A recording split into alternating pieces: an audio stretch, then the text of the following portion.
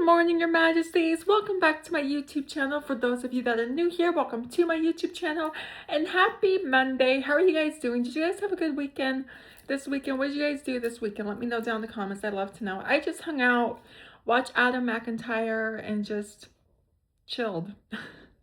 Oh, before I get into today's video, I want to tell you guys what happened a week ago tomorrow. Adam McIntyre went live, and he was like live and stuff, and I put in the chat, I go, Adam, you're freezing, and he goes, oh, am I freezing? I'm sorry. And he goes, hi, Peyton.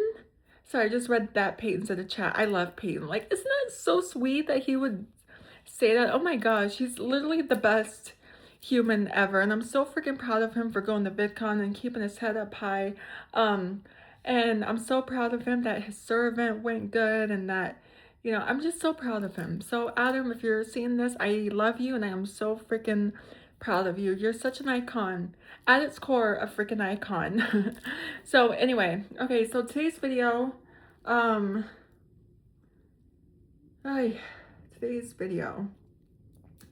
today's story time. I do have a scary story time. This one's called Whispers in the Mist. I don't know if I heard this one, but it sounds good. Okay, it goes. In the small coastal town of Ravens Hollow, the sea mist rolls in thick and the sea mist rolls in thick and heavy each night, swallowing the trees in the shroud of fog. The townspeople have long learned to respect the fog, locking their doors and shutting their windows as soon as the sun dips below the horizon. For generations, stories have been told of voices carried on the mist, ghostly whispers that lure the unsuspecting into the darkness never to be seen again. Okay. Savannah Gray,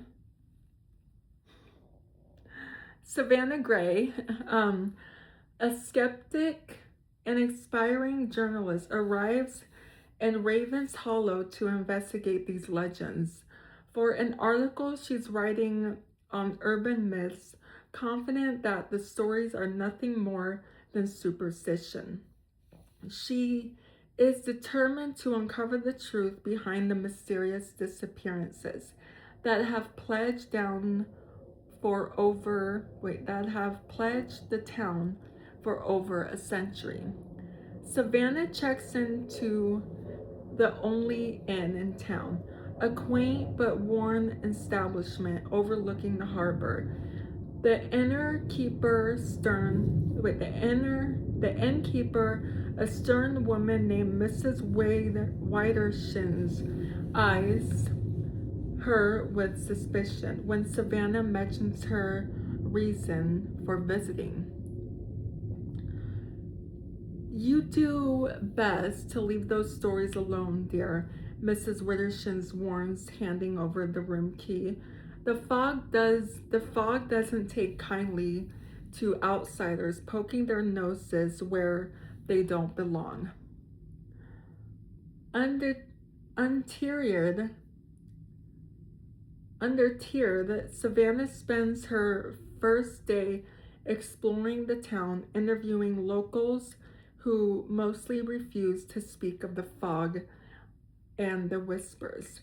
The few who don't talk share chilling accounts of loved ones vanishing into the mist, lured by voices that sounded eerily familiar. The evening, Savannah decides to experience the fog for herself. Armed with a voice recorder and a flashlight, she ventures out as the sun sets and the first tendrils of mist creep into the streets. The air grows cold and damp, the fog thickening rapidly until visibility is reduced to mere fear. As she walks down the deserted main street, she hears nothing but the distant lapping of waves against the docks.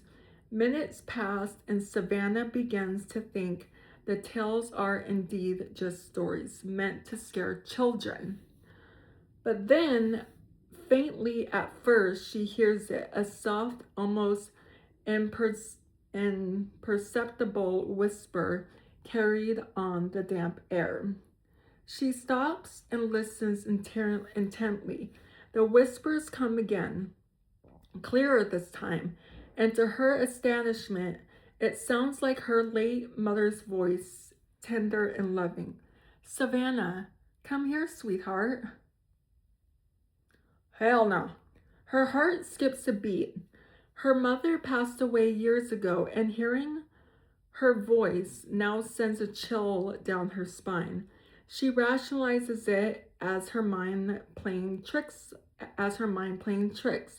a result of the eerie atmosphere, but the voice comes again, more insistent. Savannah, I've missed you. Follow me. Savannah, don't you dare. Don't do anything stupid, Savannah. Against her better judgment, Savannah follows the sound. What? What do you mean she follows the sound? Turning down a narrow alley that leads toward the docks, the fog grows denser, swirling around her in ghostly patterns. Her flashlight flickers, casting long, distorted shadows on the cobblestone path. The voice leads her further into the maze of alleys, each one darker and more confining than the last. Along the way, other voices join in, a chorus of whispers calling her name, some familiar, others strange and unsettling.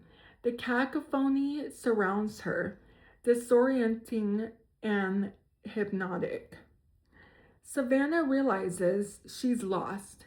The familiar structures of the town have vanished into the fog, replaced by decaying buildings and twisted alleyways that shouldn't exist. Panic sets in as she tries to retrace her steps, but every turn leads her deeper into the unknown. The whispers grow louder, closer, now echoing directly beside her ears. She feels a cold breath on her neck and spins around but sees nothing except the impenetrable fog. Her flashlight dies completely, plunging her into the darkness. Heart pounding, she fumbles for her phone to use as a light source, but it has no signal and the battery drains rapidly before shutting off entirely. Surrounded by darkness and whispers, Savannah starts to run, her footsteps echoing loudly on the wet stones. As she runs,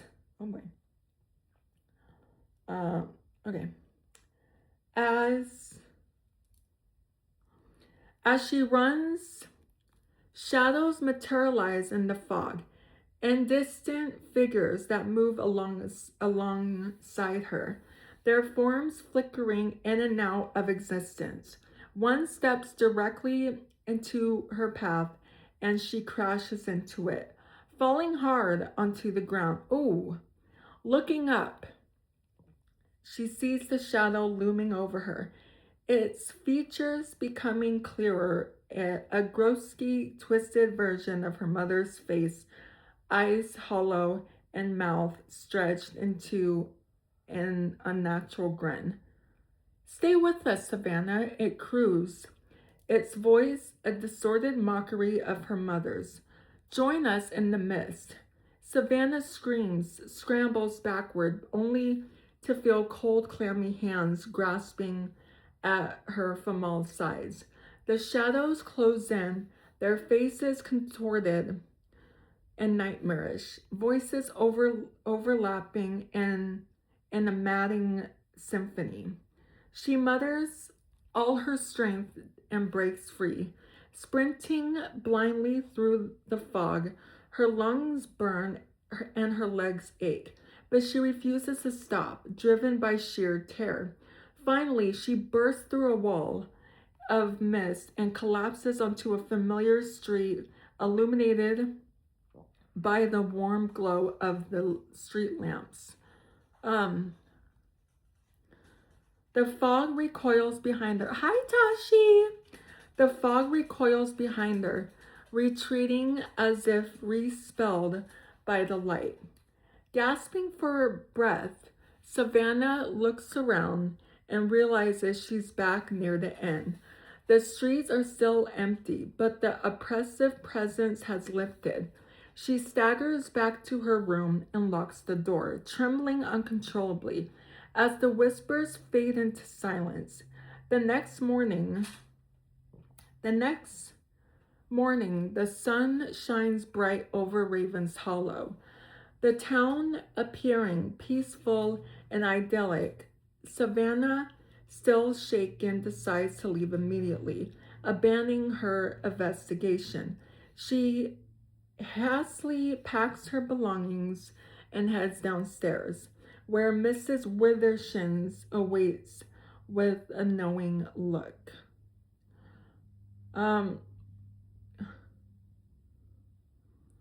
Had a rough night, did we? The inner keeper asked, her eyes scrutinizing Savannah's pale face and trembling hands.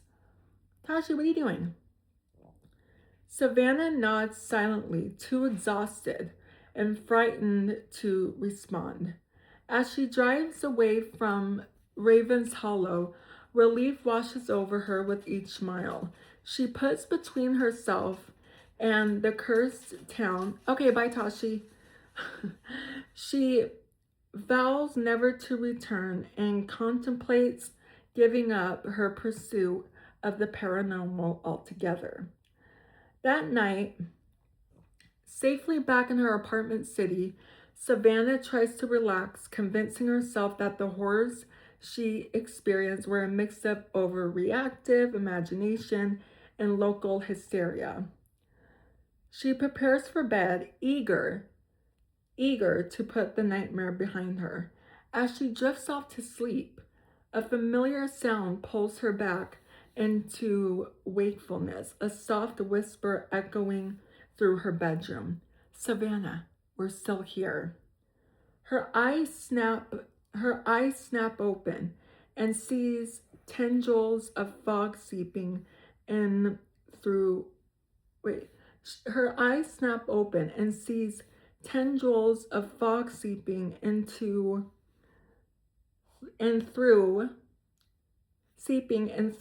the cracks around her windows and under the door, swirling and coalescing at the foot of her bed. The shadows emerge once more, their faces grinning wickedly as they advance toward her. The realization, with cold dread, the fog has followed her, and there is no escaping the whispers. The spirits of Ravens Hollow have claimed her, and no matter where she runs, they will always find her, drawing her back into the internal mist from which there is no return. The last thing Savannah sees before darkness consumes her is the twisted, hollow face of her mother leaning close, whispering softly, "Welcome home, my darling." That is so creepy. Oh my gosh. That is so creepy. Have you guys heard this story? Let me know what you guys think. That is so creepy. Oh, shirt of the week today is Alice in Chains. That's my shirt of the week. But yeah, that is very odd. Yeah, let me know what you guys think. And that's gonna be it for today's video. And Tasha was in here, but she decided to skedaddle. Anyway, that's gonna be it for today's video. So if you're new here, hi, I'm Princess Peyton. Hit the red button to become your majesty and hit the bell notification so you're notified every time I upload a video. And I love you guys so much. You guys are the best human beings ever made, and you're the king of my heart. In the song lyrics of Taylor Swift. And I will see you guys in my next video. Okay, love you. Bye. Mwah.